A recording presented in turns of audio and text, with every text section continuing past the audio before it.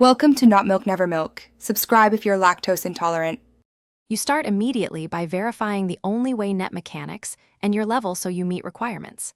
Gather the net, bait, and any stamina or speed boosts to sustain multiple attempts. Position yourself close to spawn or target zones and bind the net to an easy key. Once done, test one quick toss to verify range and timing, then resume rhythmically. Keep inventory clear so you don't lose catches and monitor cooldowns to maintain a steady capture sequence. You now execute the main sequence. Time each toss to a movement window rather than a static point, because targets often change paths. Use bait to pull multiple targets into a predictable cluster, which increases success rate and reduces wasted nets.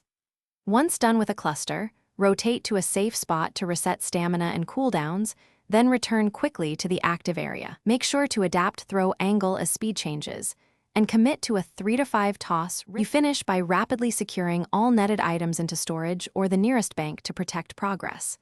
Once you're done, review the capture log to spot repeat failures and identify whether angle, timing, or bait is the issue. If you experience frequent misses, stop and recalibrate.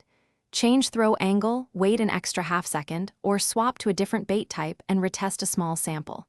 Troubleshooting tip: if nets consistently miss, reduce movement input and focus on timing the target's stride.